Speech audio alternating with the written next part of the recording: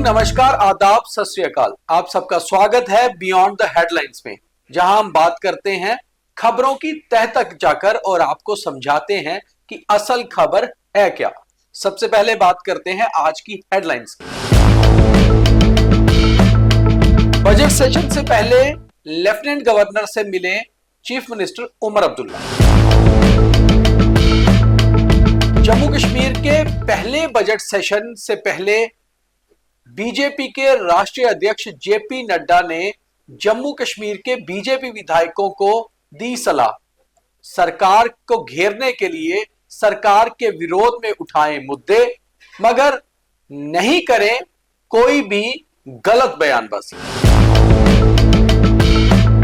जम्मू श्रीनगर राष्ट्रीय राजमार्ग आज दूसरे दिन भी रहा बंद।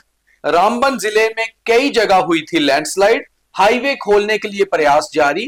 जब तक आप ये शो देखेंगे शायद हाईवे खुल चुका होगा। चीफ मिनिस्टर उमर अब्दुल्ला ने फिर साधा बीजेपी पर निशाना। कहा, there is no shadow cabinet here in India, BJP has ruled till now. J and K के deputy chief minister Surinder Kumar Chaudhary ने द न्यूज़रूम 24 आवाज से कहा, मैनिफेस्टो में किए गए वादे सभी पूरे करेंगे, मगर उसमें समय लगेगा। कहा, बहुत जल्द स्थायी होंगे सभी डेली वेजेस। कल 2 मार्च से शुरू हो रहा है रमजान का महीना। सरकार ने तैयारियां पूरी की। तो अब खबरें विस्तार से जानिए। जम्मू कश्मीर सरकार का पहला बजट सेशन 3 मार्च सोमवार से शुरू होगा। उसके लिए सभी तैयारियां पूरी हो गई हैं, मगर औपचारिक तौर पे आज लेफ्टिनेंट गवर्नर जम्मू कश्मीर की उमर अब्दुल्ला सरकार का पहला बजट सेशन 3 मार्च से शुरू हो रहा है। सभी तैयारियां पूरी हो गई हैं, मगर औपचारिक तौर पे आज मुख्यमंत्री उमर अब्दुल्ला ने राजभवन जाकर लेफ्टिनेंट गवर्नर मनोज सिन्हा से मुलाकात की और उन्हें न्योता दिया सोमवार को सुबह असेंबली आने का, क्योंकि असेंबली के सेशन की शुरुआत लेफ्टिनेंट गवर्नर के भाषण से ही होगी। हालांकि तैयारियों के हिसाब से सभी राजनीतिक दल अपने अपने विधायकों की अलग अलग बैठक कर चुके हैं और स्पीकर अब्दुल रहीम राथर ने सभी दलों की भी एक बैठक ले ली है। मगर जाहिर सी बात है कि यह पहला बजट सेशन है उमर सरकार का, तो ऑपोजिशन बीजेपी जो काफी स्ट्रॉन्ग मोड में है, पूरी तरह से सरकार को घेरने की तैयारी भी कर रही है। वहीं दूसरी खबर भी बजट सेशन से ही जुड़ी हुई है, मगर वो जुड़ी हुई है ऑपोजिशन बीजेपी से। बीजेपी के जम्मू कश्मीर की विधानसभा में कुल 29 विधायक हैं। मरहूम देवेंद्र सिंह राणा के इस दुनिया से जाने के बाद अब 28 विधायक ही उनके पास हैं। 28 विधायकों की एक बैठक आज कटरा में हुई और इस बैठक की अध्यक्षता की बीजेपी के राष्ट्रीय अध्यक्ष जेपी नड्डा ने। जेपी नड्डा आज सुबह कटरा पहुंचे। सबसे पहले मां वैष्णो देवी के दरबार में उन्होंने माथा टेका। उसके बाद कटरा पहुंच के एक बैठक की अध्यक्षता की। ये बैठक काफी लंबी चली। जब तक हम ये शो रिकॉर्ड कर रहे हैं अभी ये बैठक चल रही है, मगर हमारे पास जो बीजेपी में जो सूत्रों के हवाले से जानकारी आ रही है वो यही है कि बीजेपी के राष्ट्रीय अध्यक्ष ने जितने भी बीजेपी के विधायक हैं उन्हें ये निर्देश दिए कि आप जम्मू कश्मीर की विधानसभा में जितने भी मुद्दे जनता से जुड़े हुए या सरकार के विरोध में हैं वो जरूर उठाइए।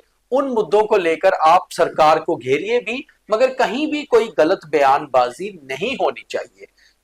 वहीं राष्ट्रीय अध्यक्ष की ओर से एक और भी बात आई है, क्योंकि जम्मू कश्मीर की जो होम से जुड़ी हुई सारे मुद्दे हैं वो पहले ही विधानसभा में नहीं आएंगे, क्योंकि होम डिपार्टमेंट जम्मू कश्मीर की सरकार के पास नहीं है और खास तौर पे वो लेफ्टिनेंट गवर्नर के पास है। इसलिए ये भी कहा गया है बीजेपी के सभी विधायकों को कि वह होम से जुड़े हुए या पुलिस से या लॉ एंड ऑर्डर से जुड़े हुए कोई भी मामले हाउस के अंदर नहीं उठाएं और केवल जनता से जुड़े हुए बिजली, पानी, शिक्षा के ही मुद्दों को जनता के को लेकर सरकार के सामने रखें और सरकार को घेरने की कोशिश करें। अब देखना यह होगा कि जिस तरह से बीजेपी ने तैयारी की हुई है, क्या उमर अब्दुल्ला सरकार उसे पूरे तौर से काउंटर कर पाती है या फिर हाउस के अंदर ऑपोजिशन इस बार जबरदस्त तरीके से हंगामा करती है। वहीं दूसरी ओर नेशनल कॉन्फ्रेंस के विधायक भी कहीं ना कहीं कुछ मुद्दों को लेकर बात रखने वाले हैं और उनका सबसे बड़ा मुद्दा है कि आखिर स्टेटहुड वापस कब आएगी। मगर बीजेपी के विधायक स्टेटहुड पे बात नहीं करेंगे, ऐसे भी निर्देश उन्हें दिए गए। तो ये खास खबरों के बाद आगे बढ़ते हैं और आगे बात करते हैं जम्मू श्रीनगर नेशनल हाईवे की। जम्मू कश्मीर में पिछले 4 दिनों से बिगड़े हुए मौसम के मिजाज ने कहीं ना कहीं एक शीतलहर जो वापस लाई है, मगर उसका खास असर, जो नेगेटिव असर है, वो जम्मू और श्रीनगर राष्ट्रीय राजमार्ग पर पड़ा है। जम्मू के रामबन जिले में कई जगह पस्सियां खिसकी हैं। लैंडस्लाइड होने से कई जगह से रास्ता बंद हो गया है और पिछले करीबन 24 घंटे से अधिक समय से रास्ता बंद है। आज शाम तक, जब तक हम ये प्रोग्राम रिकॉर्ड कर रहे थे, अभी तक हाईवे नहीं खुला हुआ था, मगर उम्मीद है कि देर शाम तक हाईवे खुल जाएगा और पहले जो रास्ते में फंसी हुई गाड़ियां हैं उनको निकाला जाएगा। दोनों ओर हजारों की संख्या में छोटी बड़ी गाड़ियां फंसी हुई हैं और ट्रैफिक पुलिस का कहना है कि एक एक करके ही गाड़ियों को छोड़ा जाएगा, यानी कि शायद एक दिन एक तरफ की ट्रैफिक को छोड़ा जाए और दूसरी तरफ दूसरे दिन तरफ की ट्रैफिक की। हालांकि जम्मू और श्रीनगर राष्ट्रीय राजमार्ग का अब फासला कम होके 300 से करीबन 260 किलोमीटर ही रह गया है, मगर अभी कुछ टनल्स और हाईवेज का जो काम चल रहा है वो पूरा होने के बाद ये ऑल सीजन हाईवे भी बन जाएगा और उसके बाद बरसात हो या बर्फबारी, फिर ये हाईवे कभी बंद नहीं होगा। मगर तब तक के लिए अभी कुछ दिक्कतें लोगों को और उनके साथ जम्मू कश्मीर घूमने आने वाले सैलानियों को हो सकती हैं। हमने आपको कल एक खबर भी दिखाई थी जिसमें रास्ते में फंसे हुए लोग बहुत ही परेशान थे, क्योंकि लोगों को हमेशा से ये लगता है कि उनके प्लान्स मौसम के हिसाब से चेंज हो जाते हैं। मगर तकरीबन सभी पहाड़ी राज्यों का यही हाल होता है, चाहे आप जम्मू कश्मीर में हो, हिमाचल में या उत्तराखंड में, कहीं भी आप घूमने जाते हैं और अगर मौसम खराब होता है तो आपका शेड्यूल भी बिगड़ता है और मौसम के साथ साथ सारी प्लानिंग भी। तो ऐसा एक जाहिर सी बात है, जो एक नेचुरल तरीके से ये चीजें होती हैं, इसमें किसी का दोष नहीं, मगर सरकार अपनी तरफ से काम कर रही है और जब ऑल सीजन हाईवे बन जाएगा तो शायद ये सारी दिक्कतें खत्म हो जाएगी। कल से ही रमजान का भी पावन महीना शुरू हो रहा है और 2 मार्च से रमजान शुरू होने के साथ सरकार भी अपनी तरफ से तैयारियां कर रही होती है।